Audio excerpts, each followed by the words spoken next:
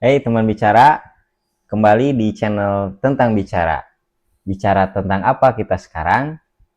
Ya, kita mungkin pernah melakukan kerjaan, usaha, bikin project, atau membuat program sampai membuat konten di medsos seperti YouTube, Instagram, Facebook, dan lain sebagainya. Namun, program-program tersebut tidak berkembang atau stagnan. Dan yang terburuknya malah turun. Kita pun berbicara pada diri kita, udah sampai sini aja, udah berhenti aja, udah capek, capek lah, capek. Hal tersebut membuat kita putus asa, kemudian frustasi, kemudian putus harapan, sampai-sampai emosi. Apa ada yang pernah merasakan hal yang seperti ini? Ya, itulah saya. Mungkin Anda pun pernah merasakan hal yang sama. Kalau pernah, boleh komen di kolom komentar. Terus, bagaimana mencari solusinya? Ya, itulah yang akan kita bahas. Tentang bicara akan membahas evaluasi. Yuk, kita bahas sama-sama.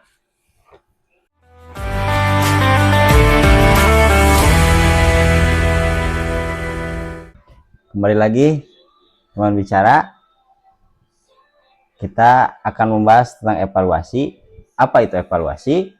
Evaluasi adalah proses pengumpulan analisis informasi untuk menilai kinerja, efektivitas, atau kemajuan suatu hal. Hal tersebut bisa kerjaan, proyek, program, sampai konten.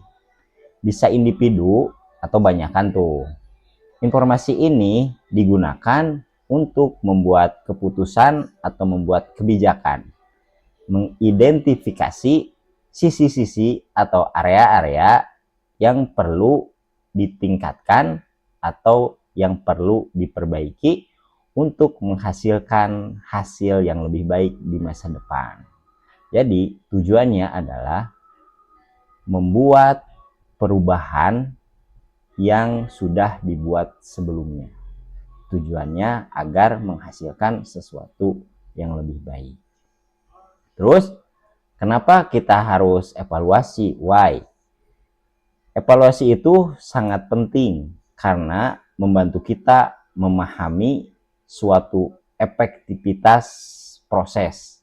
Jadi, kalau kita melakukan evaluasi di sisi waktu, kita dapat mengefektifkan waktu.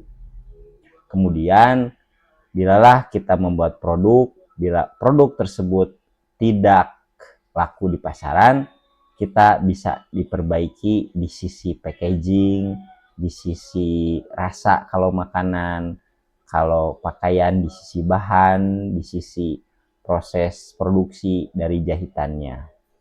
Kemudian di sisi sistem, mungkin sebelum ada evaluasi, sistemnya itu tidak baik atau belum cukup baik.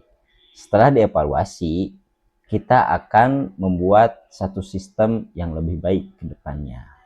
Dengan evaluasi juga kita bisa mengidentifikasi atau mengenali di mana kekuatan dan kelemahan kita. Kemudian mengetahui apakah suatu program itu atau proyek itu berhasil atau gagal. Serta bisa membuat keputusan yang lebih baik di masa depan. Karena itu akan menjadi satu peninggalan.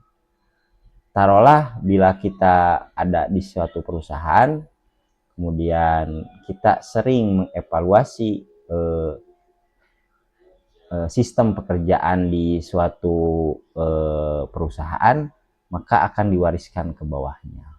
Evaluasi juga akan memungkinkan kita untuk meningkatkan kualitas dan pencapaian. Kemudian, kapan evaluasi harus dilakukan? Ya, teknisnya bisa kapan saja. Tapi normalnya mungkin saya contohkan dua saja.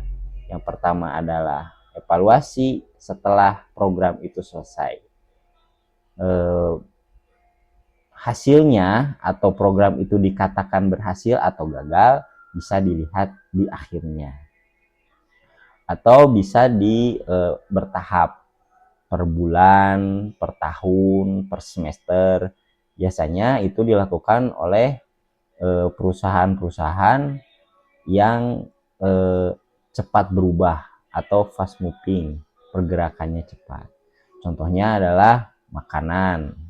Karena persaingannya ketat, kita harus variatif dalam membuat makanan. Kemudian fashion senantiasa berubah-berubah setiap tahunnya. Setidaknya harus ada evaluasi dan riset.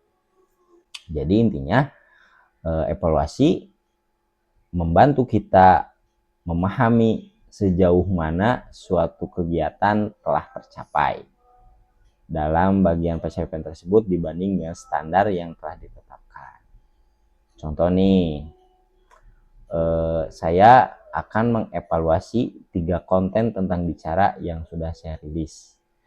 Untuk konten pertama yang berjudul gagal konten, itu adalah konten pertama saya yang sangat-sangat tidak terkonsep, tools seadanya, kemudian berbicara banyak sendawanya, sampai sekarang banyak gitu.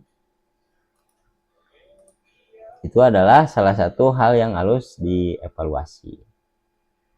Terus untuk konten kedua, cerewet itu baik. Yang ini konten yang setidaknya harus mengumpulkan informasi atau mengumpulkan data, karena harus mencari informasi tentang perbedaan komunikasi cowok dan cewek. Tapi masalahnya sama di tools, karena waktu rilis 2 konten tersebut mikrofonnya masih direbeg, kekeresekan, nggak jelas. Kemudian katanya kurang story.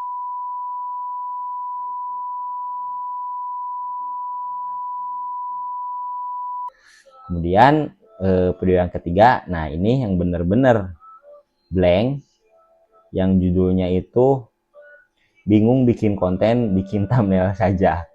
Ini adalah benar-benar konten yang benar-benar tidak berkonsep, benar-benar ngeblank, kemudian benar-benar spontan gitu. Nah, tapi masalah mikrofon atau tools ada perubahan karena ada yang support dari sebelah timur. Terima kasih kepada saudaraku. Nah, setelah dievaluasi, ternyata saya benar-benar sadar, benar-benar ngeh bahwa saya benar-benar sangat pemula di dalam membuat konten. Dari ide, konsep, skrip, sampai bagaimana cara mendelivery pesan-pesan kepada audiens atau kepada penonton, harus sangat perlu banyak perbaikan. Itu di sisi isi konten, belum lagi gimmick-gimmick yang harus di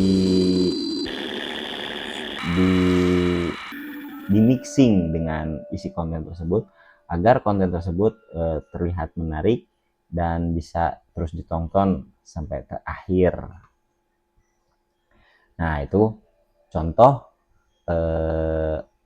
evaluasi di konten tentang bicara. Jadi teman bicara, evaluasi itu menjadi sangat penting, karena orang bijak mengatakan sesungguhnya hari ini harus lebih baik dari hari kemarin. Maka celakalah orang yang hari ini lebih buruk daripada hari kemarin.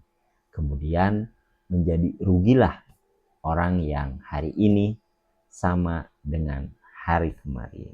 Nah, itulah jadi teman-teman sekalian, semakin cepat atau semakin padat,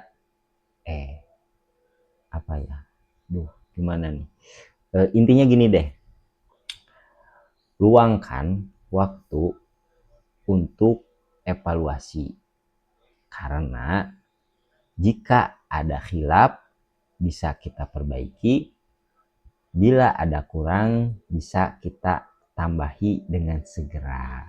Jadi istilahnya si problematika itu nggak numpuk-numpuk lah gitu, nggak berlapis-lapis si masalah itu. Jadi kalau ada 1-2 masalah, evaluasi, selesaikan. Ada 1-2 masalah, evaluasi, selesaikan. Jadi masalah-masalah itu nggak bertumpuk-tumpuk gitu.